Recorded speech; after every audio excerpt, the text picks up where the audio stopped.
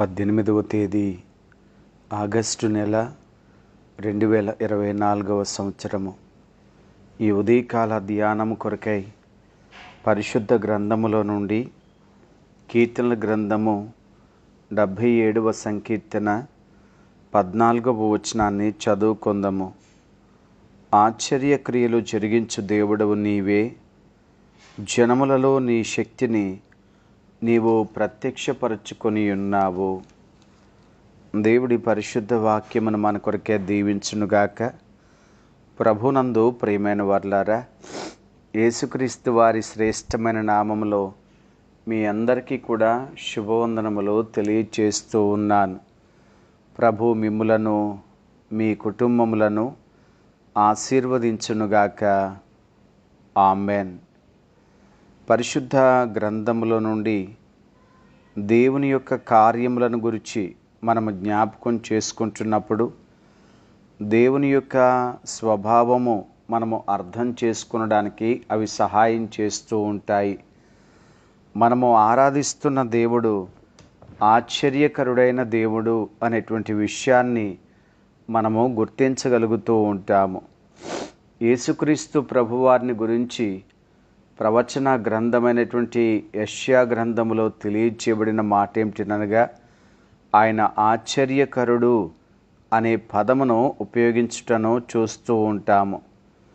అందుకే కీర్తనాకారుడు కూడా అంటూ ఉన్నారు, ఆశ్చర్యక్రియలు జరిగించు దేవుడవు నీవే అని చెప్పి.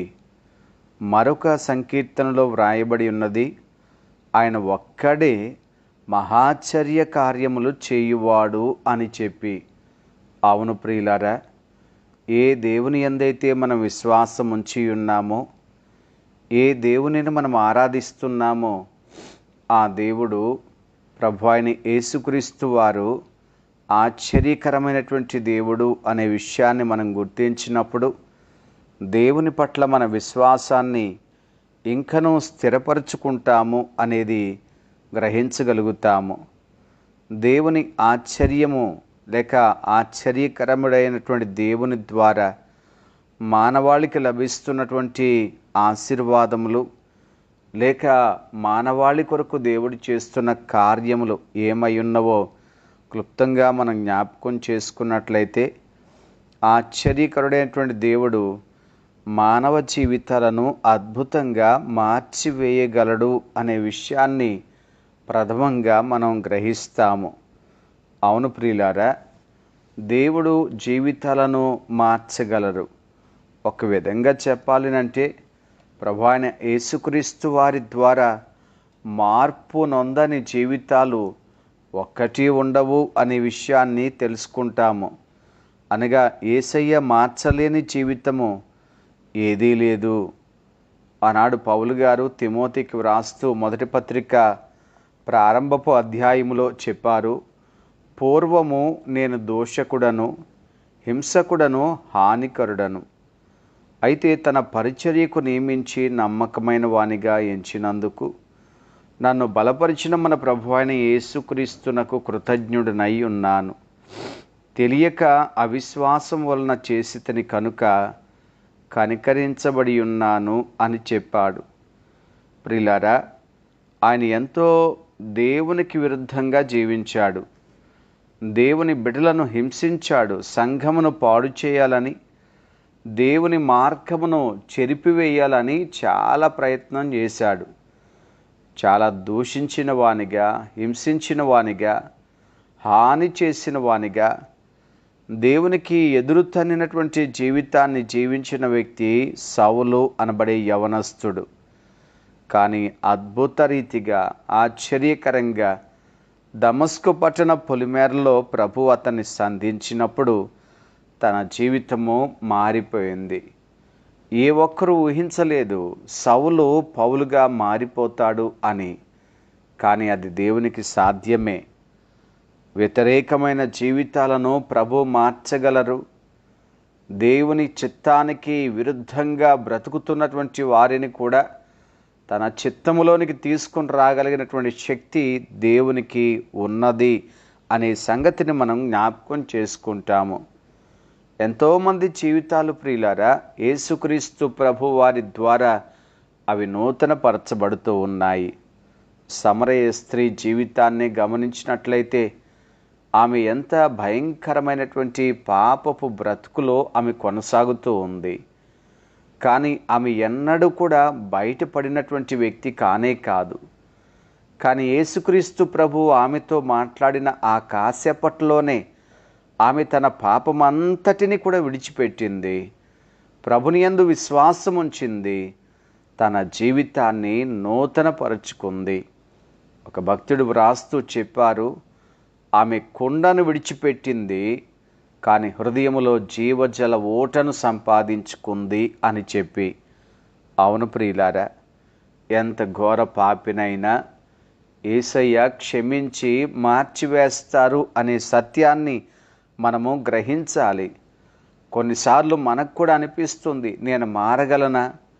నా జీవితం కూడా మార్చబడుతుందా? నా అలవాట్ల చేత, నా ఆశల చేత, నా చీకటి బ్రతుకు ద్వారా చెడిపోతున్నటువంటి నా జీవితము సరిదిద్దబడుతుందా అని వాపోతూ ఉంటాము. బైబిల్లో చెప్పబడుతున్న అద్భుతమైన మాట ఏమిటంటే, ఎవరైనానో క్రీస్తునందు ఉన్న యెడల వాడు నూతన సృష్టి, పాతవి గతించెను, ఇదిగో క్రొత్తవాయెను. అవునండి, యేసుక్రీస్తు ప్రభువారి ద్వారా నూతనమైన జీవితాన్ని మనం పొందుకుంటాము. పాత ప్రాచీన పాపపు స్వభావాన్ని పూర్తిగా విడిచిపెట్టేస్తాము. గొంగళ పురుగు సీతాకుకు చిలుకుగా మారినట్లుగానే ప్రతి పాపపు జీవితం కూడా, చెడిపోయిన జీవితం కూడా పరిశుద్ధంగాను, నీతిగాను, చాలా యోగ్యముగాను దేవుడు ఆ జీవితాన్ని మార్చేస్తారు. ప్రభు అయిన యేసుక్రీస్తు వారి యొక్క కల్వరి రక్తము ద్వారా ఈ కార్యం జరుగుతుంది అనే విషయాన్ని మనము మొదటగా గ్రహించాలి. అందుకనే మనం ఆరాధిస్తున్న యేసయ్య ఆశ్చర్యకరుడైన దేవుడు. ఇంకా మనం చూస్తే యేసయ్య ఆశ్చర్యకరంగా తన ప్రజలను పోషిస్తూ ఉంటారు. అవును ప్రియులారా, దేవుని పోషణ అది ఎంత అద్భుతంగా ఉంటుంది. దేవుడు ప్రతి ఒక్కటి కూడా మానవ జీవితంలో దయచేస్తూ ఉన్నారు. కలిగినది ఏది కూడా ఆయన లేకుండా కలుగలేదు అని వాక్యం మనకు బోధిస్తూ ఉంది. ఇశ్రాయేలు ప్రజలను ఐగుప్తులో నుంచి విడిపించిన తర్వాత దేవుడు వారిని అరణ్యములో 40 సంవత్సరాలు నడిపించారు. ఆ 40 సంవత్సరాల కాలంలో వారు ఆ భీకరమైన అరణ్యములో ఏ పని చేయలేదు, అనగా వ్యవసాయం చేయలేదు, ఆహారం కొరకు వారు ఏమీ చేయలేదు, దప్పిక తీర్చుకొనడానికి వారికి ఎక్కడ ఆస్కారమే దొరకలేదు. కానీ పరిశుద్ధ గ్రంథం తెలియచేస్తుంది, వారు ఆకాశ ధాన్యమును, దేవదూతల ఆహారమును భుజించి ఉన్నారు అని చెప్పి వాక్యం తెలియచేస్తూ ఉంది. బండ నుండి వారు నీటిని పొందుకొని ఉన్నారు. ఇంకా చెప్పాలినంటే అరణ్యములో ఆయన బండను చీల్చి సముద్రమంత సమృద్ధిగా వారికి నీరు త్రాగించారు అని వ్రాయబడింది. ఎంత అద్భుతం ప్రియులారా! అన్ని లక్షల మంది ఆహారాన్ని కలిగి ఉండడం, అన్ని లక్షల మందికి అలాగే వారి పశువులకు కూడా సమృద్ధి అయినటువంటి, సముద్రమంత సమృద్ధి అయినటువంటి నీటిని అనుగ్రహించడం అనేది మానవ మాతులకు సాధ్యమవుతుందా? దేవుడు ఆశ్చర్యకరుడే. కేవలం ఆనాడు మాత్రమే కాదు ప్రియులారా, ఏలియా గారి కాలంలో కూడా కరువు కాలం ఏర్పడినప్పుడు, వర్షాలు కురవక అందరూ ఆకలితో అలమటించి వారు చాలా ఇబ్బందులు పడుతున్నప్పుడు ఏలియా భక్తుడిని దేవుడు కాకులతో పోషించిన కార్యం ఆశ్చర్యం కదా. ఒక బీద విధవరాలు పచ్చడి పిండి కొంచెం నూనె మాత్రమే కలిగి ఆ పూటకు తిని తదుపరి తన జీవితానికి ఏమాత్రమో ఆధారము లేనటువంటి ఒక విధవరాలు ఇంటి దగ్గర అంతకాలం దేవుడు దైవజనుని పోషించాడు అనంటే ఆశ్చర్యం కదా. కనుక స్నేహితులారా, ఆశ్చర్యకరుడైన దేవుడు ఆనాడు ప్రజలను పోషించడం మాత్రమే కాదు, ఈనాడు విశ్వసించగలిగితే నీకు నాకు కూడా దేవుడు సహాయం చేయడానికి శక్తిమంతుడై ఉన్నాడు అనే విషయాన్ని దయచేసి గుర్తు చేసుకుందాం ప్రియులారా. పౌలు గారు ఫిలిప్పీ సంఘానికి రాస్తూ 4వ అధ్యాయము 19వ వచనంలో చెప్పారు, కాగా దేవుడు తన ఐశ్వర్యము చొప్పున క్రీస్తు యేసునందు మహిమలో మీ ప్రతి అవసరమును తీర్చును.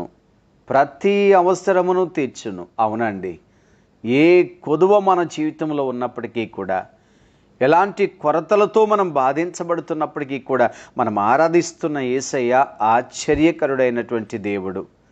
ఆయన ప్రతి అవసరమును తీర్చగలిగినటువంటి వాడు. మన జీవితంలో ఏ అవసరతలైతే ఉన్నాయో వాటన్నిటినీ కూడా తీర్చి మనను పోషించగలిగినటువంటి శక్తిమంతుడు యేసుక్రీస్తు ప్రభు చెప్పారు, ఏమి తిందుమా, ఏమి త్రాగుదుమా, ఏమి ధరించుకుందుమా అని మీరు చింతించొద్దు. మీకు కావలసినవన్నీ మీ తండ్రికి ముందే తెలియను అని వాక్యములో ప్రభు మాట్లాడారు. సహోదరుడా, ప్రియ సహోదరి, దేని గురించి కలవరపడవద్దు. ఇది నా జీవితంలో పొందగలనా, ఇది కొరతగా ఉంది, ఇది మా జీవితంలో లేదు, లేక దీన్ని ఎలా పొందుకోవాలి, ఇట్లాంటి ఆందోళన, ఇట్లాంటి అసంతృప్తి చేత దయచేసి ఉండొద్దు. కానీ దేవుని పట్ల విశ్వాసాన్ని కలిగి ఉందాం. మనం ఆరాధిస్తున్న దేవుడు అద్భుతాలు చేసే దేవుడు, ఆశ్చర్య కార్యాలు చేసే దేవుడు. అరణ్యంలో పోషించిన దేవుడే, కరువు కాలంలో పోషించిన దేవుడే. అంత మాత్రమే కాదు, అన్ని పరిస్థితుల్లోనూ కూడా ప్రజల ఆకలిని తీర్చగలిగిన దేవుడే నా జీవితంలో కూడా అద్భుతాలు చేస్తారు. ప్రతి అవసరత ఆ ప్రభు మనకు తీర్చగలరు. అలాగే దేవుని కాపుదల చాలా ఆశ్చర్యకరమైనది. ప్రియ దేవుని బిడ్డలారా, వాక్యములో చాలా జాగ్రత్తగా చూస్తే దానియేలు ప్రవచన గ్రంథంలో రాజు అయినటువంటి దర్యావేషు తన యొక్క అధిపతుల యొక్క కుట్ర వలన దానియేలును సింహాల బోనులో వేయడం జరిగింది. ఆ సింహాల బోనులో వేసిన తర్వాత వేకువనే లేచి వెళ్ళి దానియేలును పలకరిస్తే దానియేలు సజీవుడిగా చక్కగా మాట్లాడుతూ ఉంటాడు. ఆ తర్వాత దానియేలు యొక్క క్రియలను లేక దానియేలు పట్ల దేవుడు చేసిన కార్యాన్ని చూసినటువంటి ఆ రాజు ఆయన దేశమంతా ఇలా ప్రకటింపచేశాడు. ఆయన వ్రాయించినటువంటి మాటల్లో ఒక మాట ఏమిటినగా దానియేలు ప్రవచన గ్రంథము 6వ అధ్యాయము 27వ వచనము, ఆయన విడిపించువాడును రక్షించువాడును అయ్యుండి పరమందును భూమి మీదను సూచక క్రియలను ఆశ్చర్య కార్యములను చేయువాడు ఆయనే సింహముల నోట నుండి ఈ దానియేలును రక్షించెను అని వ్రాయించెను. ప్రియ దేవుని బిడ్డ, అన్యుడైనటువంటి రాజు చెప్తున్నాడు, దానియేలు ఆరాధిస్తున్న దేవుడు ఆశ్చర్య కార్యములు చేసే దేవుడు. అవునండి, మరి మనం గ్రహిస్తున్నామా? మనం ఆరాధిస్తున్న దేవుడు అద్భుతాలు చేసే దేవుడు. దానియేలును సింహముల నోటి నుండి కాపాడి ఉన్నాడు. సహోదరుడా, ప్రియ సహోదరి, నీ పరిస్థితులన్నిటి నుండి కూడా దేవుడు నిన్ను కాపాడగలడు. 34వ సంకీర్తనలో వ్రాయబడింది, యెహోవా యందు భయభక్తులు గల వారి చుట్టూ ఆయన దూత కావలియుండి వారిని రక్షించును. 125వ సంకీర్తనలో వ్రాయబడి ఉన్నది, యెరూషలేము చుట్టూ పర్వతములు ఉన్నట్లు యెహోవా ఇది మొదలుకొని నిత్యము తన ప్రజల చుట్టూ ఉండును. 121వ సంకీర్తనలో వ్రాయబడి ఉన్నది, ఇశ్రాయేలును కాపాడువాడు కునుకడు నిద్రపోడు. ప్రియ దేవుని బిడ్డ, ఈ వచనాలన్నీ కూడా మనకు జ్ఞాపకం చేసే సత్యం ఒకటే, దేవుడు తన ప్రజలను కాపాడును. అన్ని పరిస్థితుల నుండి కూడా, అన్ని సమయాల్లో కూడా, అన్ని ఇబ్బందుల మధ్యన కూడా, లేక అన్ని ప్రమాదముల నుండి కూడా దేవుడు కాపాడే దేవుడై ఉన్నాడు. దేవుని యొక్క వాక్యం చెప్తుంది, నిన్ను విడువను, ఎన్నడూ కూడా ఎడబాయను, నిబ్బరము కలిగి ధైర్యంగా ఉండము. కనుక స్నేహితుడా, ప్రియ సహోదరి, దేనికి భయపడొద్దు. ఏదో నిన్ను చేస్తుందని, ఏదో నీకు హాని కలిగిస్తుందని, లేక ఎవరో నీకు అపాయము కలుగు చేస్తారని, నష్టం కలుగుతుందని, కష్టం వస్తుందని, అయ్యో నన్ను నేను ఎలా కాపాడుకోవాలి, ఇలాంటి కలవరాన్ని విడిచిపెడదాం. ఎందుకంటే ప్రభు నిన్ను కాపాడే దేవుడు. ఆయన ఆశ్చర్యకరంగా నిన్ను కాపాడగలడు. కనుక మనం ఆరాధిస్తున్న యేసయ్య ఆశ్చర్యకరుడైన దేవుడు. ఆయన మన జీవితాన్ని సరిదిద్దే విషయంలో కానీ, మనను పోషించే విషయంలో కానీ, మనను కాపాడే విషయంలో కానీ ఆయన కార్యాలు చాలా గొప్పవి. పరిపూర్ణమైన విశ్వాసాన్ని కలిగి ఉందాం. అద్భుతమైన రీతిగా మన జీవితాల్లో మేలు పొందుదాం. ప్రభు కృప మనను బలపరచునుగాక. ఆమేన్. మహాపరిశుద్ధుడైన మా తండ్రి యేసు ప్రభువా, మీకు వందనాలు చెల్లిస్తున్నాము. ఈ వేకువజామున మా తండ్రి మీ వాక్యము ద్వారా మాతో మాట్లాడుతున్నారు. ఈ పరిశుద్ధ దినము ప్రారంభపు సమయంలో మీరు ఆశ్చర్యకరుడైన దేవునిగా మాకు మీరు కనబరుచుకుంటున్నందుకే మీకు స్తోత్రాలు. అవునాయన, మీ కార్యాలు ఆశ్చర్యము.